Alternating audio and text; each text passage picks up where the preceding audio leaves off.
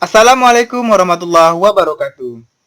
Oke teman-teman, pada video kali ini saya ingin mengajak teman-teman untuk sama-sama mempelajari tentang materi IPA terpadu, tepatnya pada materi biologi yang diajarkan di kelas 7 SMP. Nah teman-teman, apa materi ini? Materi ini adalah materi yang sangat dekat dengan kehidupan kita, yaitu tentang ciri-ciri makhluk hidup. Teman-teman, ada berapa ciri-ciri makhluk hidup dan apa pentingnya kita mempelajarinya? Silahkan disimak video ini sampai akhir dan jangan lupa teman-teman untuk klik tombol subscribe, like, komen, dan share video ini. Nah, ciri-ciri makhluk hidup. Yang pertama adalah bernapas. Jadi, makhluk hidup bernapas dengan cara menghirup oksigen dan menghembuskan karbon dioksida serta uap air. Teman-teman, perlu diingat, oksigen memiliki rumus kimianya yaitu O2. Karbon dioksida, rumus kimianya adalah CO2.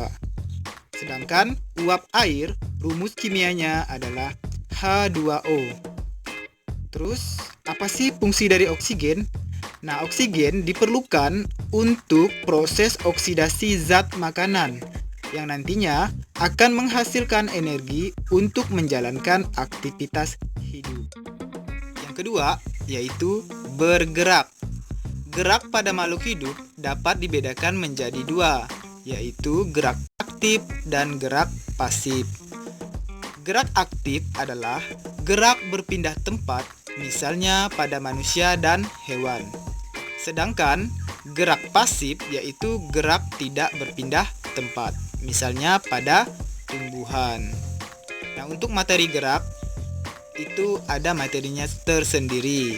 Jadi, tidak perlu membahas tentang gerak secara detail karena kita hanya membahas tentang ciri-ciri makhluk hidup. Nah, untuk contohnya sendiri, teman-teman bisa melihat di gambar ini, yaitu ada manusia yang sedang melakukan kegiatan berlari atau lomba berlari. Ini adalah contoh bergerak pada manusia, yaitu gerak aktif.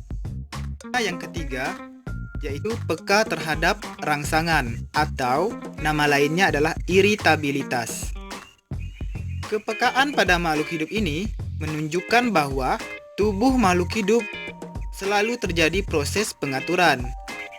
Nah, di sini contohnya adalah pada saat kita menyentuh tanaman putri malu, maka daunnya akan menguncup.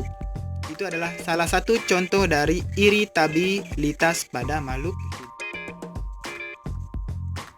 Keempat, yaitu memerlukan makanan. Nah, pastinya teman-teman juga sudah tahu bahwa makhluk hidup perlu dengan makanan. Nah, di sini tumbuhan dapat membuat makanannya sendiri atau disebut dengan autotrof melalui proses fotosintesis.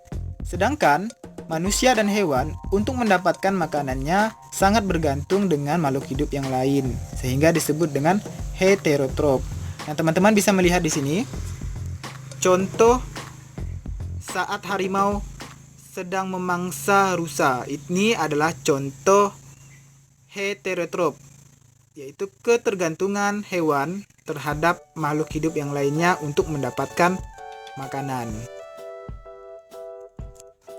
Nah, berikutnya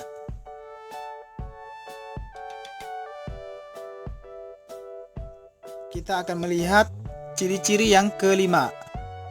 Nah, untuk yang kelima, ciri-cirinya adalah mengeluarkan zat sisa, yaitu ekskresi nama lainnya. Pada manusia, ada 4 organ yang berperan pada sistem ekskresi ini. Apa-apa saja, yaitu hati, kulit, paru-paru, dan ginjal. Nah, untuk contohnya, saya hanya mengambil satu contoh, yaitu bisa dilihat di gambar. Contoh pada saat seseorang sedang berkeringat. Nah, ini adalah ekskresi yang dilakukan oleh organ kulit kita. Untuk yang keenam, yaitu mengalami pertumbuhan dan perkembangan. Jadi setiap makhluk hidup pasti mengalami yang namanya pertumbuhan dan perkembangan.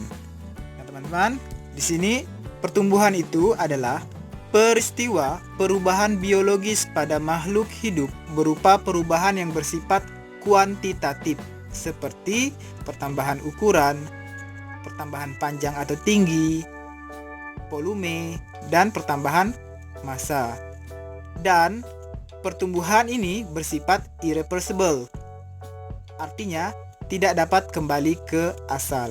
Sedangkan perkembangan adalah perubahan struktur dan fungsi yang bersifat spesifik menuju ke tercapaiannya kedewasaan makhluk hidup tersebut. Nah, selanjutnya untuk ciri-ciri yang ketujuh, berkembang biak. Nah, di sini berkembang biak memiliki tujuan yaitu menghasilkan keturunan. Contohnya di sini saya ambil yaitu seekor kucing yang beranak, dan di sini terlihat anaknya ada 4 dan sedang menyusui anak-anaknya. Ini adalah contoh dari berkembang biak. Yaitu ciri-ciri yang ke-8, beradaptasi terhadap lingkungannya. Jadi, adaptasi adalah proses penyesuaian diri makhluk hidup terhadap lingkungannya. Contoh dari adaptasi Anda bisa lihat di sini, yaitu adaptasi morfologi pada bentuk paruh dari burung yang menyesuaikan dengan makanannya sehari-hari. Nah, terlihat berbagai macam bentuk paruhnya, itu adalah bentuk adaptasi, terutama adaptasi morfologi. Nah, untuk morfologi adaptasi sendiri ada materinya tersendiri juga, sehingga saya tidak perlu membahasnya secara detail, hanya membahas contohnya saja, karena pada video kali ini sekali lagi kita hanya membahas tentang ciri-ciri makhluk hidup. Nah, teman-teman, selanjutnya ciri-ciri yang terakhir,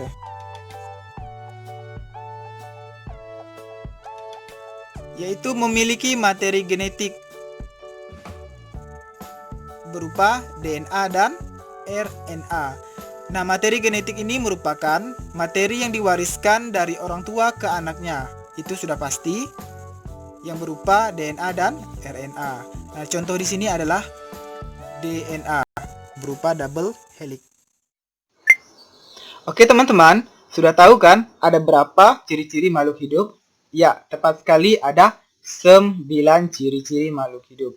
Nah, teman-teman, dari ke-9 ciri-ciri ini kita memiliki semua ciri-cirinya karena kita makhluk hidup. Nah, apa sih pentingnya mempelajari ciri-ciri makhluk hidup? Ya, tentunya penting sekali karena dengan kita mempelajari ciri-ciri makhluk hidup, maka kita bisa tahu ada perbedaan yang signifikan antara makhluk hidup dan benda tak hidup yang ada di lingkungan kita. Sehingga kita tidak bingung lagi jika kita melihat di lingkungan kita ada sesuatu yang sepertinya mengarah ke ciri-ciri makhluk hidup. Ya, kita bisa langsung menduga atau langsung bisa menebaknya, oh ini makhluk hidup, bukan benda mati. Nah, teman-teman, sebelum menutup video ini, ya, sebelum penutupannya, saya ada pertanyaan. Silahkan teman-teman jawab nantinya di mana? Pastinya di kolom komentar yang ada di channel ini.